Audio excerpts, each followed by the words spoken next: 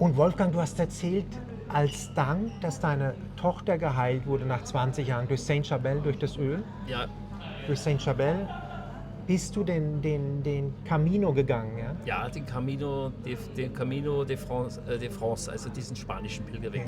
800 Kilometer? 800 Kilometer. 33 genau. Tage? 33 Tagen, nach 33 Tagen habe ich es Hast du da. geschafft, ja. Und du hast gesagt, du hast immer den Rosenkranz gebetet? Ich habe immer den Rosenkranz gebetet. Und in der Hand gehabt? Die habe immer in der Hand gehabt und die bin dann natürlich dann irgendwann von den Leuten angesprochen worden, ob ich der Mann mit dem Rosenkranz sei. Ja, ich habe dann auf Englisch, mein Englisch ist nicht so gut, aber ich habe dann geantwortet, dass ich der Mann mit dem Rosary bin. Genau, das bin ich und so. Und ich bin halt immer ziemlich langsam gegangen, bin spät immer aufgebrochen in der Früh. Und langsam, weil wenn man den Rosenkranz dann, wenn man geht und den Rosenkranz betet, kann man nicht zu schnell beten, sondern man muss Schritt halten, dass das alles zusammenpasst. Und darum bin ich halt ziemlich langsam gegangen. Und dann kommt man natürlich auch später abends erst in den Herbergen an. Und früher waren, wie wir früher schon mal gegangen sind, da sind wir nur 180 Kilometer gegangen, die letzten 180 Kilometer vorher. Und da war es noch nicht so schlimm, aber 2019, wie ich den Camino gegangen bin, da war schon sehr viel mit den Vorreservierungen. Die Leute haben sich praktisch ihr Gepäck schon vorab in die Herbergen bringen lassen und haben somit dann schon einen Herbergsplatz gehabt. Und die anderen, die mit dem Rucksack unterwegs waren und das Ganze gingen, die mit dem Rucksack gingen, die hatten halt dann teilweise das Nachsehen. Es war ja interessant, die erste Etappe, die von Saint-Jean-de-Port, wo der Beginn ist in den Pyrenäen, die erste Etappe ist ja so 24, 25 Kilometer lang, bis man dann zu der nächsten Ortschaft kommt, wo man dann übernachten kann.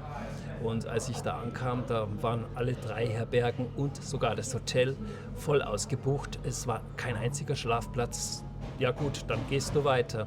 Dann bin ich noch mal 10 Kilometer weitergegangen, dann war wieder nichts.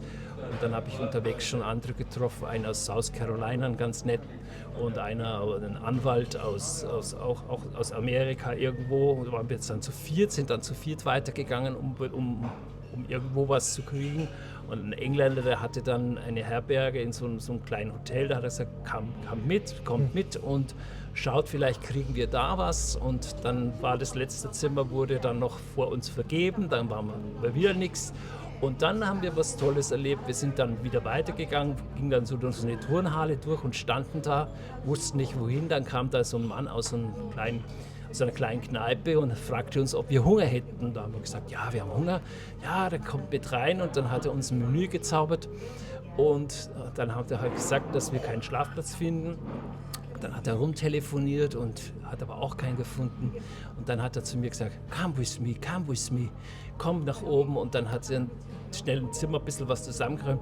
In das Zimmer soll ich reingehen und die anderen 2 sollen in den anderen Raum gehen. Er hat uns dann praktisch seine eigenen Räume zur Verfügung gestellt, dass wir da übernachten konnten. Und das war was Großartiges, große voller Freude. Und am nächsten Morgen ging es in der Früh zu. Da hat er dann so Frühstück aufgebaut gehabt. Ganz, ganz toll. Da waren ganz, ganz viele Leute. Da haben wir dann noch gefrühstückt. Dann sind wir die nächste Etappe dann in die nächste Ortschaft dann wieder weitergelandet. Und am nächsten Tag ging es dann ein bisschen schneller. Da waren wir dann schon so eine Gruppe von Italienern, da habe ich dann noch so eine italienische Gruppe kennengelernt. Dann war einer ganz netter junger Mann, mit dem Mirko, mit dem bin ich dann mehrere Tage marschiert.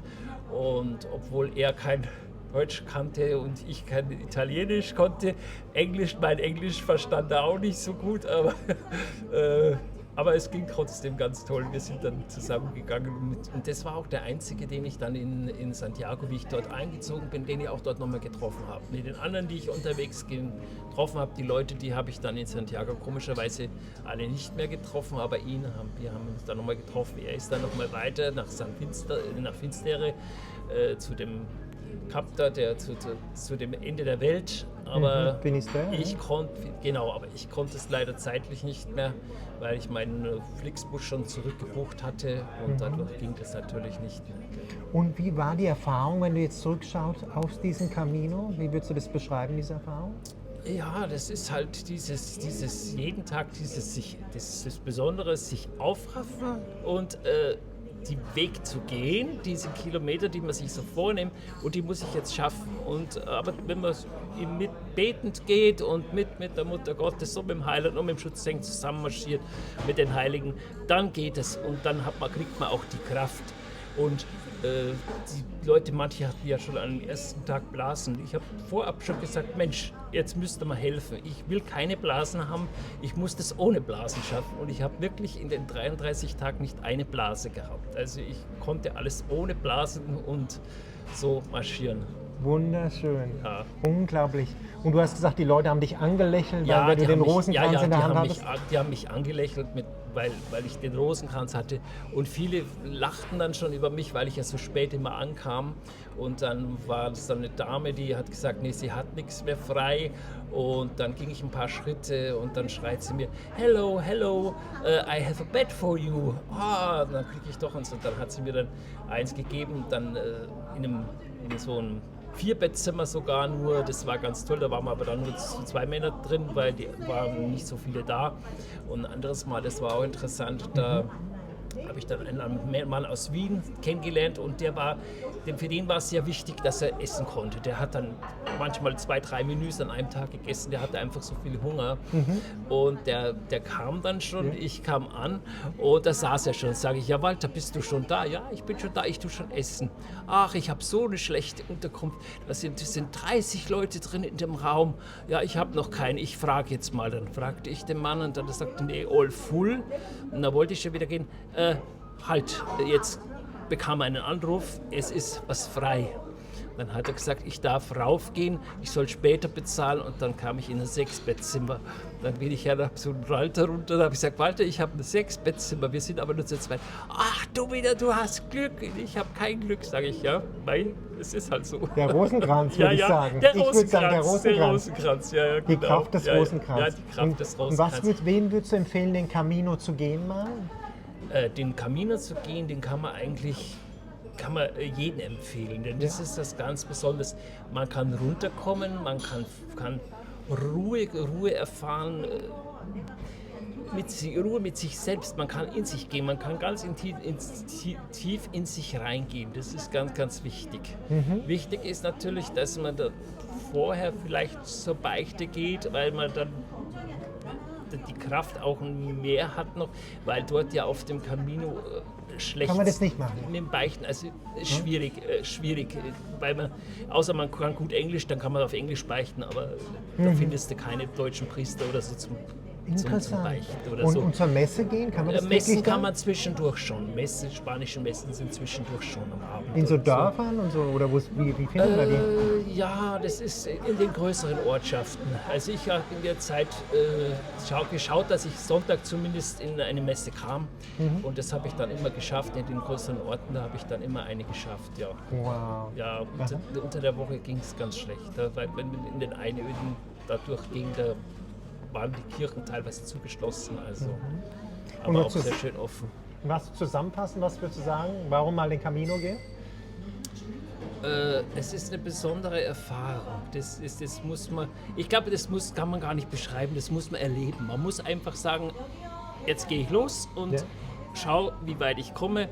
Und es ist ja jeden ermessen, wenn er sagt, ich schaff's nicht mehr, dann kann er ja abbrechen und sagen, er geht das nächste Jahr oder so. Sind ja viele, die machen 100 Kilometerweise und nächstes Jahr machen sie da wieder weiter, wo sie aufhören. Das geht ja auch, wenn man nicht gar so viel Zeit zur Verfügung hat. Dann kann man es ja auch so machen, dass man beim nächsten Mal wieder im nächsten Jahr an einer anderen Stelle an der gleichen Stelle wieder weitermacht, wo man vorher aufgehört hat. Und das ist also auch eine tolle Sache, eine tolle Bereicherung. Da kann man den ein paar Mal machen, den Camino, und nicht nur einmal. Und das Glücksgefühl, es ist halt ein unwahrscheinliches Glücksgefühl, wenn man dann in den Santiago, wenn man dann die letzte Etappe oben auf dem Berg ist und man hat nur noch so 3-4 Kilometer und dann zieht man in Santiago ein. Ja. Das ist das Ganze, das Tolle.